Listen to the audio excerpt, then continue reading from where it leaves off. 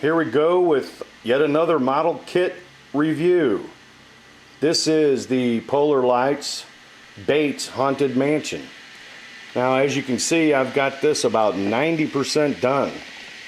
Okay, nice little kit. Now, I really had no idea how small this was because I've never used HO trains. When I had trains back when I was a kid, the tracks were about 2 inches across and there were 3 rails. So I don't know anything about the little train sets. About all I've got left here is some more weathering and touch up. Add some of the detail. Put in the transparencies with the window shades, but I'm gonna make my own window shades so it looks old and rustic. These just look a little too pristine. I got the little handy dandy 1 LED light. Now this is an easy kit. This is really a quick and easy kit, and it makes for a great representation of the Bates house. Good deal from Polar Lights. Not a bad model at all. Can't wait to get this done. By the way, I did want to say this is coffee grounds. Now, I've used other stuff like steak seasoning and whatnot to come up with different colors and textures. I'm going to build a diorama around this, not a really big one, but big enough to show the stairs fully down to the ground and to the parking lot area. And I'm going to do the hillside where the house is supposed to have set. I'm going to try to blend all this together and then add some more grass and whatnot. So though the model is 90% done, I haven't even begun on the diorama except for the little part that goes here. Here's the Bates house in a card model. Yes, almost exactly the same scale. Look at that nice weather pattern. Now this is going to build up into a nice model. And the thing about it is, I really like the transparencies on this better than the actual model. There you go, there's Mother hiding. See, get in there, yeah. You've got all your railing and everything printed on transparency. Here's some proof of concept from the last movie about the copper phaser strip. See there? Right in position where it needs to be, super glued down. You can see a little bit of it glistening here. It's dry. So I'm going to take this off, shoot it with some primer after I've done some more sanding. Then I'm going to show you a trick about getting out paint when you put just a little too much in places where it doesn't need to be. Now, as you can see here, I've got to do some work on smoothing this out, adding some detail. Add detail here, and add more detail on the back, finish up the phaser strip. Anyway, we'll get to that as soon as time allows. Here are a few more things that every modeler should have in his box of goodies.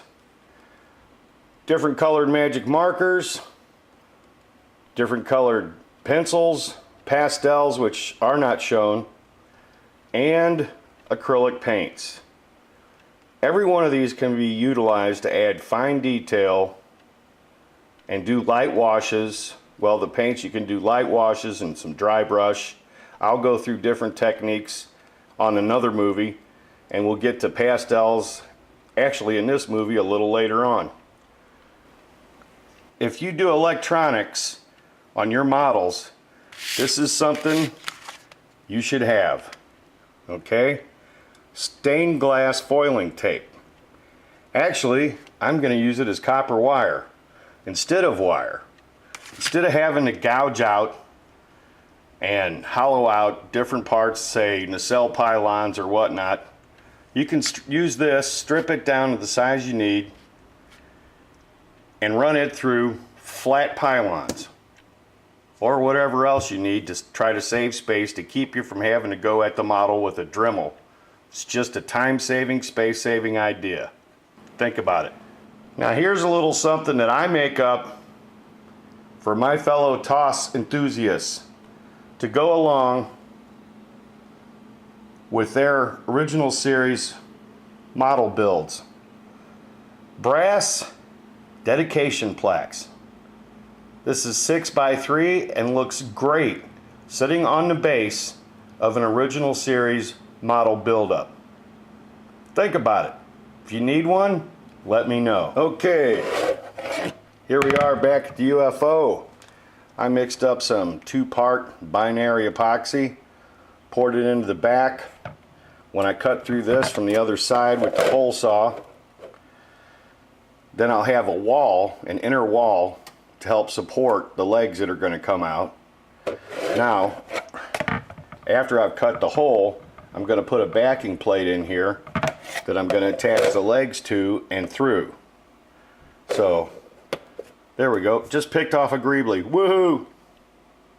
So much for that. Now, with regards to the legs, I printed this out first. I actually scanned the part, printed this out first, and it looked a little puny. So I enlarged it, and I think this is going to be perfect. It should extend just past the actual circumference and give it a stronger, more substantial looking set of legs. Now I'm going to use this as a template to cut out my styrene to scratch build my legs. There you go. This is another one of those Carling switches that I showed in a previous movie. The difference is this is a 3-position switch. I'm going to use this on Jack's 1/350th original series model base to control a couple of different things. You've got here an off position or on, standby, and a momentary on, momentary off. This part can be used as a voice activation switch. This can be the null position, and this can be the always on position. So I can do 3 different things with this one switch. There you go, Jack. That's going to be part of your buildup. And here we are, workbench number 3 once again, and oh no, 2 more Mobius models. Oh my.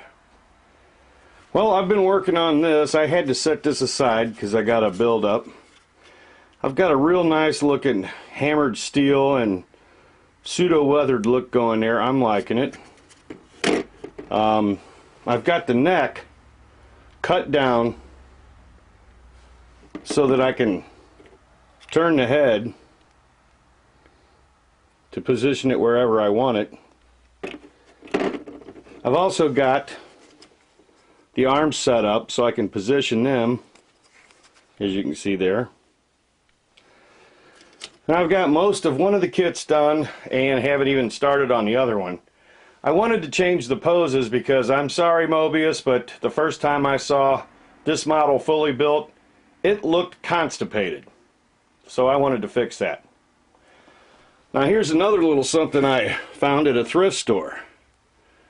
This is going to go on my one-to-one command chair, and is going to be the little snake arm that holds the oval shaped screen for the monitor from the cage and Where No Man Has Gone Before. I grab these up every time I find one. Okay, here we are back with the UFO. Now, I used a little bit smaller than a 3-inch hole saw. I used about 2 1/4 inch because I didn't want to take too much out. I wanted to have some thickness. So I got this to where it'll just about, when positioned properly, make a perfect diameter to the bottom of the ship. Now I've got to figure out exactly what I'm going to use this template on to create the legs, but that will come next. I've already got this. This is from a previous project. This is already cut out with a 2 1/2-inch hole saw. So I'm going to secure that on the inside and use that to attach the legs to, and I'm probably going to bring something down out of the center. Haven't decided just yet what I'm going to do. Here's another little something that every modeler should have on his workbench, and that's a sanding block. This bad boy's seen some action. Believe it or not, I sculpted the shape of the lower primary hull on the 1/350th TOS that we tried to put out with this very sanding block.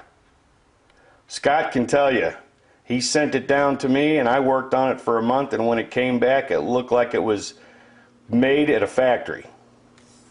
Anyway, these come in real handy. Okay, as you can see, I cut a hole in the top and I grabbed a few things out of the garage just to try to figure out exactly where I'm going to go with this. I haven't quite decided yet. I may change the top into the bottom and the bottom into the top. Flip everything over, turn everything around, add something different. Totally kit bash this. Now, I've been really on a roll, so why stop making changes now? Anyway, that's where I'm at. Thinking, accessing, working. Okay, whatever design I decide on, I've traced out the outer diameter of the bottom, which is the biggest piece, I'm pretty sure, or the top, whatever. At any rate, either way, there's 360 degrees in a full circle. Everything's ticked off in hours, minutes, and seconds, just like a clock. So whatever number of circles or designs I want to add to it, I can plot it out in a circle in a 360 degree pattern so that I can mark the hull and mark exactly where I'm going to make changes. I'll show a little more of this later. Here we are with the flying saucer again. Okay, I was wandering around the garage looking for something to make my landing gear with, and it dawned on me, I'm not going to use the interior part of this because I'm going to do something else cool and interesting on the inside. So I just traced out the pattern a little wide to give me some room for cleanup. I've got 3 legs, 1, 2, 3. I'm gonna take a piece of wood, put it in between the parts, vice grip it on 2 different sets of vice grips, take it to the grinder and clean them up, then add some detail. More to come.